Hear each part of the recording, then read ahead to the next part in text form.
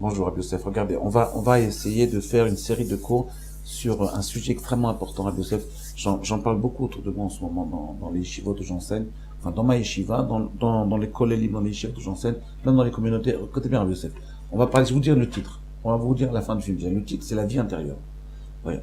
Vous voyez, on va essayer, la vie intérieure, on peut mettre ça avant Purim, on peut mettre ça avant Kippour, on peut mettre ça avant Rosh Hashanah, on peut mettre ça avant Pessah, on peut mettre ça quand on veut, parce que la vie intérieure c'est l'essentiel de la Torah. S'il n'y a pas de vie intérieure, toute notre vie, on va l'expliquer maintenant, c'est un jeu. On nous apprend à être Gérard Depardieu. En réalité, on est des acteurs. Si on ne connecte pas notre avodat Hashem, c'est-à-dire notre étude, notre avodat sur les midot avec notre intériorité, alors on n'a rien fait. Oui. On peut être un très très grand Baal Chesed extérieurement, mais à l'intérieur, si c'est pas connecté à toi-même, ben, tu peux demander à Brad Pitt d'apprendre à faire du Chesed, il sera un super Baal Chesed pendant le temps du film. Après le film, il n'y a plus ni film, ni lui. C'est plus lui. D'accord? Comprenez? Donc c'est très important on va commencer comme ça. Donc, en réalité, ces cours-là, ils peuvent être une introduction à n'importe quelle fête, à n'importe quel jour. On peut les dire en plein milieu d'hiver où il n'y a pas de fête. Regardez bien. On va commencer avec Rav Wolbe. C'est tout un mahala, c'est tout un processus que le Mashgiach y ramène, Rav Wolbe y ramène, et on va essayer d'étudier les différentes étapes de cet enseignement. Écoutez bien. Comment arriver à la vie intérieure? Voilà, c'est ça le titre. On va lire Rav Wolbe, Aléchour, page Kouf Nun Gimel, c'est-à-dire 153. Regardez, le texte dit comme ça. C'est Perek Shvi, 7e Perek. Après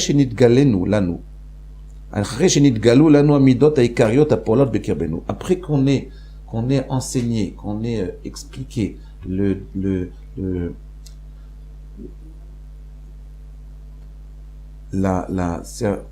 après qu'on a dévoilé, voilà, au plus profond de nous-mêmes le processus des midot, comment les midot, elles s'inscrivent dans l'homme, ve'od, et en plus, ve'shne akochot ha'edirim ha'sholtim alenu, et les deux forces très puissantes qui existent dans l'homme, qui sont le dimayon et koch ha'etzer, c'est-à-dire qui sont l'imaginaire, la puissance de l'imaginaire et le koch ha'etzer. Koch ha'etzer, shiton ha'etzer, ça veut dire les passions qui existent dans l'homme. Donc qu'est-ce qu'il a dit? En fait, il a résumé les 6 chapitres précédents. Les 6 chapitres précédents, ils vont parler. Ils ont expliqué les midot, l'imaginaire qui est en l'homme, et la puissance de la passion, les passions qui existent dans l'homme. L'homme, il a des passions. Il est attiré par plusieurs choses. D'accord? Donc ces 3 choses-là, qu'est-ce qu'il dit maintenant? Anu mitkarvim el anekuda merkazit shebanu.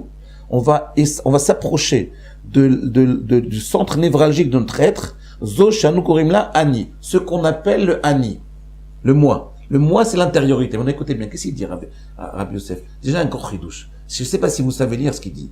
Est-ce que vous avez entendu ce qu'il a dit? Parce que le plus important, c'est d'entendre. Il faut entendre ce qu'il dit. On allume, on n'a pas compris. On a dit, bon, après qu'on a étudié ça, les midot, l'imaginaire et les passions, on va s'approcher de l'intériorité de l'être qui est le moi. Qu'est-ce qu'il dit là? Il dit quelque chose de très puissant. Il dit que les midot, c'est-à-dire Hirat Shamayim, la crainte de Dieu, la Emouna, il dit que l'imaginaire, la puissance des passions, c'est extérieur. Puisqu'il dit que après qu'on a étudié ça, on va étudier l'intériorité. Donc ça veut dire que ce qu'on a étudié, c'était que l'extériorité. Moi je pensais que les midot, c'était l'intériorité. Rabbi Yosef, qu'est-ce qu'il veut nous dire? Il a dit que si vous voulez comprendre quelle est l'intériorité, il faut d'abord comprendre que les midot, c'est extérieur. La hirat shamayim, c'est une avoda superficielle. La emuna, c'est superficiel. C'est extérieur à l'homme. Ce n'est pas intérieur. Ce n'est pas l'intériorité de l'être. Donc, vous voyez, les midot, c'est extérieur à l'homme. C'est pas intérieur. L'imaginaire, donc, c'est très intérieur. Les passions, c'est très, au contraire. C'est relativement au moi, c'est superficiel. On va essayer de comprendre de quoi il s'agit. Regardez. On va d'abord expliquer pourquoi les midot, c'est superficiel. D'abord. Regardez. Alors, on vous rappelait il y a quelques jours, là, on va d'abord expliquer en quoi ces 3 choses-là sont superficielles. C'est-à-dire qu'en réalité, être superficiel, c'est ce qu'Akadosh Baruch Hu nous demande au début, quand on travaille sur les midot, quand on travaille sur la tfila. Vous voyez? Nous, on pense que c'est quelque chose de très profond, la tefila. Mais en réalité, regardez le Shulchan Aruch, Rabbi Yosef. Le Shulchan Aruch, il ne dit que des éléments extérieurs dans la petite tefila. Comment tu vas te lever, comment tu vas te mettre devant Kadosh Baruch Hu, comment tu vas poser tes mains, comment tu vas poser tes pieds, comment tu vas poser la tête. Il n'explique que des mouvements de l'extérieur du corps. Il ne parle pas du tout d'intériorité. Juste, il nous dit, imagine-toi que tu es devant le maître du monde, c'est tout. Mais il nous dit même pas que tu as besoin d'être mechaven. Tu as besoin de te concentrer sur ce qu'il dit. Juste pense que tu es devant Kadosh Baruch Hu, c'est tout. Donc c'est la seule marque d'intériorité dont tu parles. Donc on voit bien que tout ce qui est midot, fila, imaginaire, passion, c'est extérieur. On va donner exemple. Les midot, c'est difficile à comprendre. Pourquoi la émouna, c'est extérieur? La émouna, c'est intérieur. Comment? Alors on avait expliqué comme ça, on avait dit que c'est vrai que les midot, en essence, elles sont très profondes dans l'homme. On va commencer par la midot. Après, on arrivera à l'intériorité. Après, vous allez me dire, mais c'est quoi l'intériorité? D'accord? Donc, les midot, c'est très profond. Rabbi Yosef, les midot. C'est très profond, l'homme. Parce que on nous dit que le Rav Wolbe, il ramène au nom de Raphaël Vital, que les midot, en fait, c'est le squelette spirituel de l'homme. Ce qu'on appelle les sphérotes. Donc, quand un homme, il est radin, il est super radin. Quand un homme, il est généreux, il est super généreux à l'intérieur de lui-même. Mais ce qu'il nous dit, le Rav Wolbe, dans quelques pages avant, il nous dit, on en a parlé plein de fois déjà. Il dit que l'intériorité des midot, elle n'est pas accessible à nous. On ne peut pas la toucher. On ne peut pas la toucher. Qu'est-ce qu'on peut toucher? Que l'extérieur. Il dit comme ça. Je vais vous lire. Il dit que les midot, le Rambam, il appelle ça des déotes. Les déotes, ce sont des mouvements intellectuels, ce qu'on appelle muskal rishon. Et donc, il dit, si on ne peut pas toucher les midot, on ne peut pas les corriger. Alors, pourquoi on parle de tikkun midot, de correction des midot, que une des obligations qu'un juif il a, qu'un homme il a, c'est d'arranger ses midot. Si tu me dis que les midot, on ne peut pas les arranger parce que c'est très profond, on ne peut pas les toucher. On ne peut toucher, alors, qu'est-ce que ça veut dire, tikkun midot? C'est quoi corriger les midot? Alors, on en a parlé plusieurs fois. En réalité, il faut juste corriger ce qu'on ne peut corriger, c'est que l'extériorité de la mida. C'est-à-dire, en fait, l'expression de la mida, ce qu'il appelle muskal rishon. Le muskal rishon, il dit, Neza aliedetzi au barour, chez Nimtsa belibo shel adam. Je traduis. Le muskal rishon, ce qu'il faut qu'on corriger dans les midot, ce n'est pas la mida elle-même. La mida elle-même, elle est incrustée très profondément dans l'être. Ce qu'on peut corriger, c'est uniquement l'expression de la mida. Par exemple, la colère.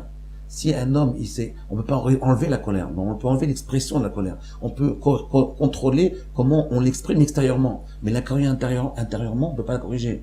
Oui, en réalité, l'expression des midot, elles ne viennent juste que des schémas sociaux qu'on a perçus pendant notre vie. C'est-à-dire, on a vu des gens se mettre en colère, on a vu des gens très généreux, donc on va être généreux de la même façon. Vous comprenez, Rabbi Yosef? C'est-à-dire que on ne peut juste que corriger l'expression superficielle extérieure de la mida. Yirat Shamayim, c'est très dur de corriger l'Yirat Shamayim. Et bien, on nous dit juste comment, Rav Wolbe nous disait toujours, comment tu peux savoir qu'un Bachou il est Yirat Shamayim, pas en philosophant avec lui. Ça sert à rien un philo. Il nous dit juste, tu vois comment il s'habille dans sa chambre? Est-ce qu'il s'habille de façon très discrète, ou comment un homme il est Réchamaïm, comment on voit qu'il est Réchamaïm, est-ce qu'il est discret ou il est moins discret? C'est très superficiel. C'est juste comment il s'habille, comment il se déshabille. Ouais. Comment il marche, comment il parle, c'est juste sa tenue extérieure. D'accord? Moi, la question que je me suis posée à Rabbi Yosef, on va en parler la prochaine fois. Rabbi Yosef, dites-moi ce que vous en pensez. Comment ça se fait dans les chivot, dans les synagogues? Personne ne parle la prière.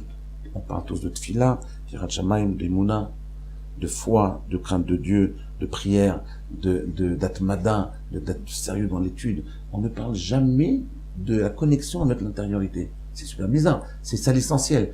Tout ce qu'on vient d'expliquer maintenant, tous ces trucs-là, c'est extérieur. Et l'essentiel de l'humain, c'est de connecter ça à l'intérieur. Pourquoi on n'en parle jamais? Je vais vous dire plus que ça. Corriger les Shamayim, c'est très dur. Il faut des années de travail pour améliorer un tout petit pourcentage des Shamayim.